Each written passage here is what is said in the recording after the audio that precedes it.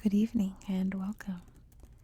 Tonight we will be going over the history and geography of Bafatá in Guinea-Bissau. If you've never heard of Guinea-Bissau, it is a very tiny country in West Africa. You can see that it borders Senegal up here and has a coastline along the Atlantic Ocean with lots of little islands here. But we are going inland to the Bafatá region here. Now, there's really not much to say about this region, to be honest. It's mostly savanna or with some forests. Evidently, tourists come from Cabo Verde, or Cape Verde as we say in English, to Bafatá to explore some of the wilderness here and to see some of its monkeys and antelopes, it says. So there's some kind of tourist industry of some sort. But I assume it's just like a very cheap kind of wilderness tour, I suppose. Very affordable for the Cabo Verdeans. And why Cabo Verde, you may ask? Well, in Guinea-Bissau and in Cabo Verde, they speak Portuguese. They are former Portuguese colonies. So if you want to experience a tiny little, I guess, safari in the savannas here, in Portuguese, you come to Guinea-Bissau. That's what I assume is happening. Can see the Cabo River flowing through the area here, with the capital city of the same name as the region, Bafatá, right there.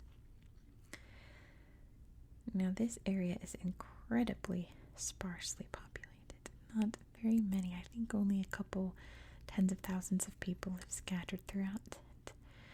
It's not very wealthy at all. I read that 72% of the population lives on only $2 a day. Poverty is an issue in Guinea-Bissau, but apparently it's an extreme issue here in Bafatá. I haven't found a lot of history of this region in particular, so I can only look at the kind of overall history of West Africa and find little bits and pieces. This area most likely would have been part of the Mali Empire.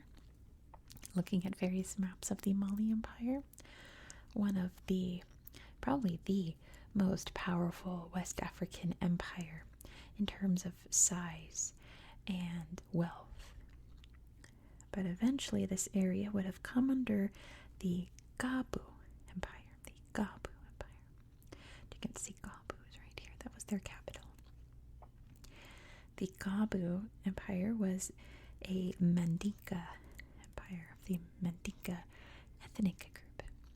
And they were in control from 1537 to 1867. So I assume until the Portuguese came in and forced their way into controlling the area. Or maybe strategically. I didn't really read much about the end of the Gabu Empire other than like it weakened and collapsed, like many empires.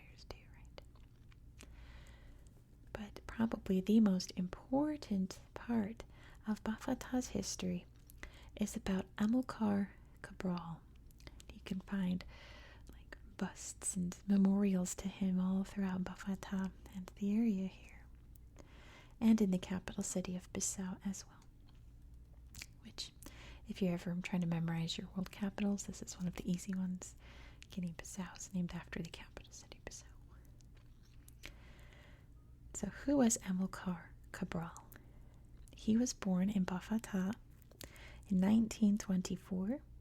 He spent most of his life in Cabo Verde, but came back to the mainland here and his homeland to help push the concept of Pan-Africanism, which was an anti-colonial, anti-white political mindset that Africa does not need any colonialism, does not need any influence from Europeans or whatever other major outside power was controlling Africa, which at the time was quite radical because pretty much all of Africa except Ethiopia at this time was controlled by various European powers. And like, for example, Guinea-Bissau was controlled by Portugal, who were very determined to not let go of their colonies. So I consider Amílcar Cabral, I didn't really find like a nickname for him, but I decided to give him one because it's what I decided to call him while I was researching. And I didn't realize I made up this nickname for him, and I googled it. I'm like, nope, it doesn't exist. I totally made this up. So this is me. I've been calling him the Che Guevara of West Africa because they had very similar political mindsets in terms of, freedom from corruption and outside influence, and being quite pro-communist for the time. Amílcar Cabral was buddies with Fidel, just like Che Guevara as well. Buddies with Fidel. And most of the people that he trained to fight back against colonial powers was funded by the Soviet Union.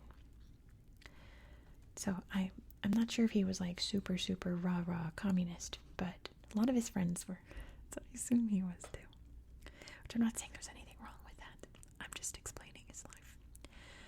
Very tragically, though, he was assassinated in January 1973. And there's some debate whether or not the Portuguese government had any involvement in that. I think that's still to be determined, but I think the main consensus is probably not, but maybe just like a little bit, but probably not.